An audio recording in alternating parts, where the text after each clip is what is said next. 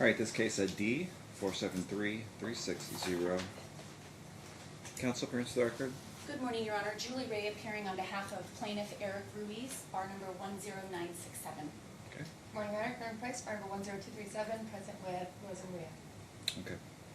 Were you guys able to resolve any of it? Yes, Your Honor. I've resolved all of it. Wow, yet again, huh? I know. All right. Do you want me to fly Who wants to through put some the terms on? I'll go as quickly as I can. Can I Oh, you're okay. just begin before, and then I'll let Ms. Price, I don't have any problems with her putting on the record. Okay. I am new into the case. I just want to let the court know I'm here to stay. I'm not going away. I'm not unbundled. Okay. If the parties in the future have any disagreements, Ms. Price and I have agreed that we're going to talk and we're going to try and resolve it so that we don't have to keep coming before the court. I just want to let the court know that.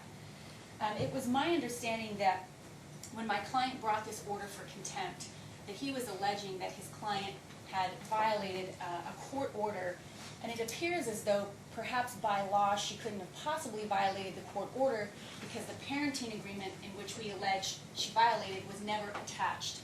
That was through no fault of my client. It was signed. Ms. Price had represented, I guess, in her order that she had attached it as Exhibit 1. We didn't find it. I know Ms. Price said perhaps she thought the court didn't file the signed parenting agreement.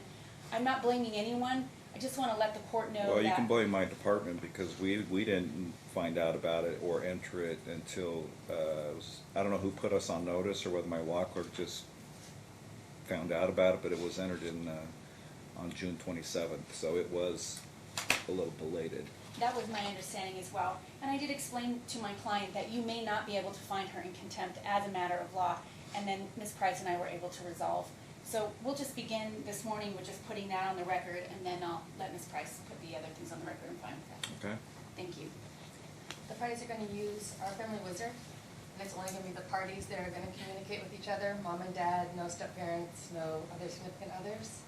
They're also going to use the tracking expense function in Our Family Wizard to resolve the outstanding medical expense issues.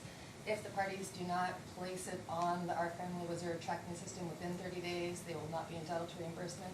If the other party does not repay within the 30 days of putting it on Our Family Wizard, then they can bring the motion back before the court for contempt and reimbursement on that way. There are currently outstanding medical arrears, we believe possibly on both sides. If they're within $100 of each other, then we're just going to wash out and start zero. If it's a larger difference than that, then the parties will use that expense tracking system on Our Family Wizard to figure out who owes who what. Regarding custody of Bella, she's going to remain with mom on a temporary basis, primarily. They're going to start working with the therapist. Dad will find the therapist, someone who's covered under his insurance policy. He will schedule the first appointment for Bella and the therapist to meet. Thereafter, the therapist will direct who attends any future appointments. We're anticipating having just a father-daughter dinner date out, slowly getting back started and into things. Hopefully within the next year we can get back to a joint physical custody relationship.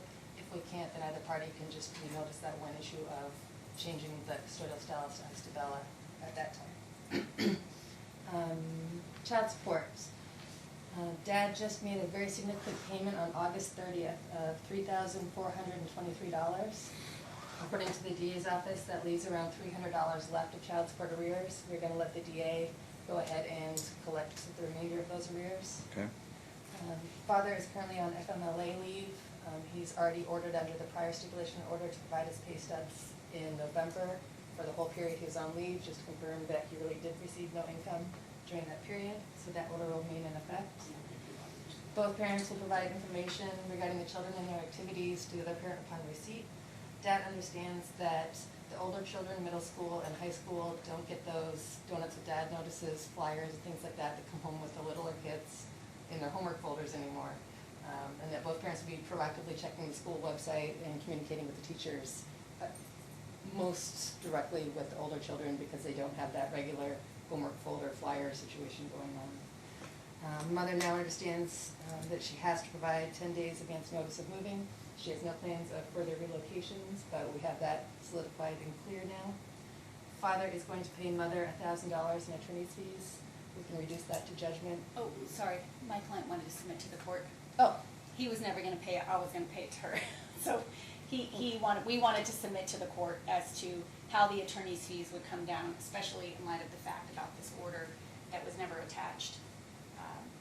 So we had discussed that, but Sorry. That's okay.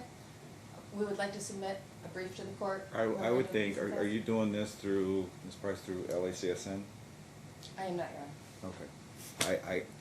I especially would think that 1,000 would be more than reasonable, given the enormous discrepancy in income. And again, your client's the one who filed it, right? Yes. So it was kind of his fault not to see that it was not entered. Well, because he filed in proper person, he had an attorney, and I don't think at that time his attorney didn't notify him that it hadn't been filed. Again, there you go. So, But there was fault there, right? I mean, he's not a lawyer. It took some digging to figure it out. It should have been filed. He believed that the parenting order was filed. He believed in good faith when he brought his motion that she had violated the court order, especially the moving without giving notice. And this is the 7th move in 5 years, so Dad was very concerned.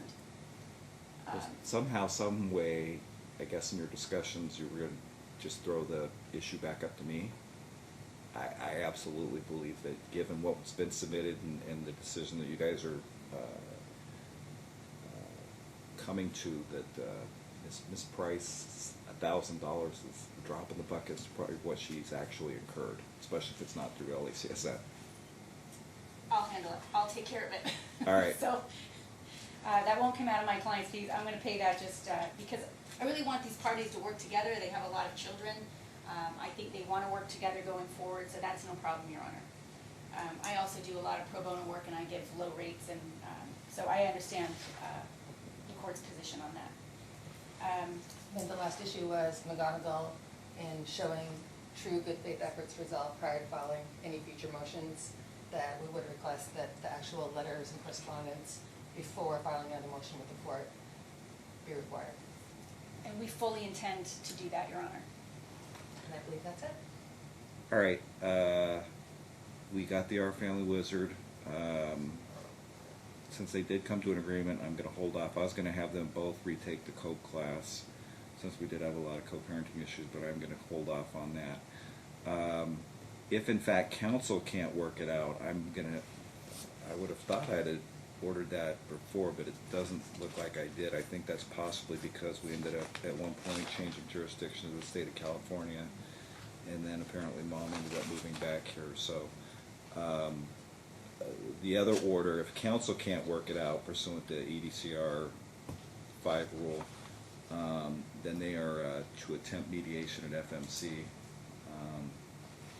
And if it's over one particular child, and that most likely being Jacqueline, we might have her interviewed before they actually try to mediate, even if she's been through the therapy.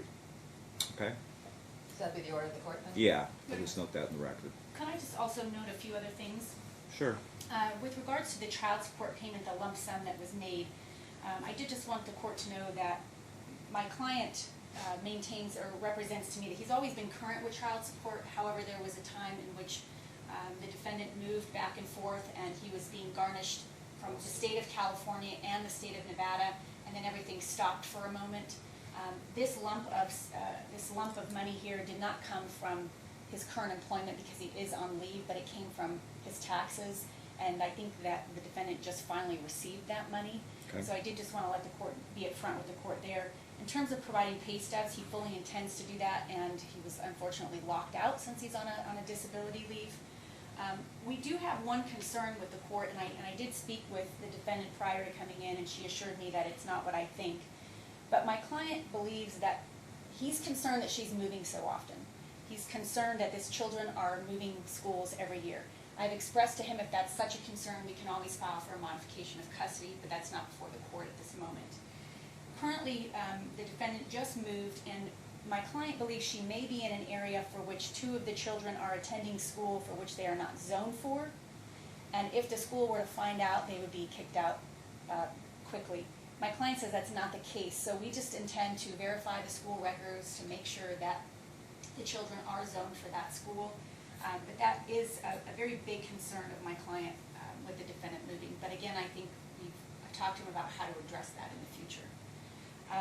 And then finally, I was not around when there, I guess, was an alcohol provision stating that my client could absolutely have no alcohol whatsoever.